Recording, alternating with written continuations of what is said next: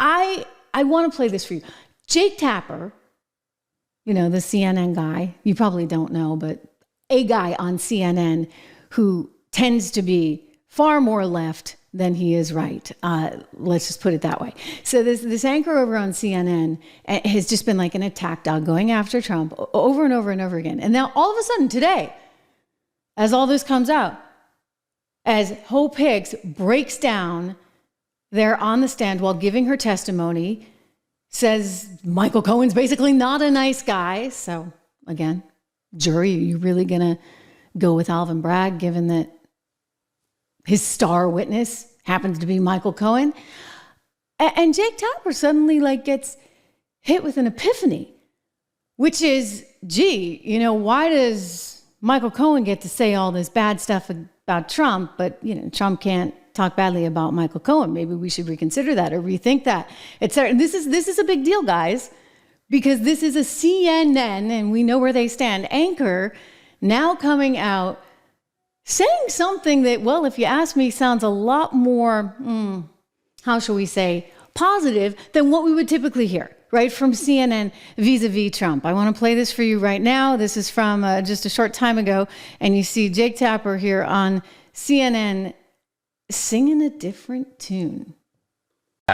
You're a voter, okay, and you're hearing this stuff. It might actually be just like a fundamental issue of fairness. It doesn't seem fair that Donald Trump's not allowed to criticize him when he's constantly throwing punches at him. Well, the voters that we talk to obviously don't really care about this case. I mean, I cover Donald Trump and I go to his rallies, so no one there is. By the way, that's true. But do you see how she completely turned that?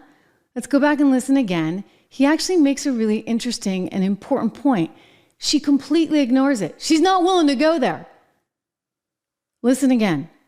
You're a voter, okay, and you're hearing this stuff. It might actually be just like a fundamental issue of fairness. It doesn't seem fair that Donald Trump's not allowed to criticize him when he's constantly throwing punches at him. Well, the voters that we talk to obviously don't really care about this case. I mean, I cover Donald Trump and I go to his rallies, so no one there is. She's kind of putting down voters who like Trump. I mean, it's relevant in that, yeah, I'm pretty sure voters who like Trump, they're like, enough already, okay? We're sick of it. 94 counts and counting, guys. I mean, heck, the Michigan police union with his 94 indictments against him, including 4 criminal counts, they endorsed him as their candidate. In other words, a lot of people don't care about this. But the fact that you're absolutely ignoring, and a valid point, like Jake, I'll hand it to you, once in a while, and she won't even entertain it because she's just not going to go there. They're not going to go there. The media cannot ever allow themselves to go there. Remember that. Up in arms. Do they even know he's on trial? They do know he's on trial, but they think it's unfair. And I will tell you that this case going first, one of the interesting conversations I had with someone who worked for the Trump administration, was very close to Donald Trump, actually no longer has any ties with him, told me that this case going first made him want to put a MAGA flag in his front yard because he felt like it was unfair. And that's really the sentiment when you go to these rallies that they... Yeah, well, it is unfair because I'm not sure it's entirely legal. Therefore, it would be unfair. I mean, I actually was really offended, ladies and gentlemen, by Letitia James in her case. Letitia James trying to actually charge him $500 million.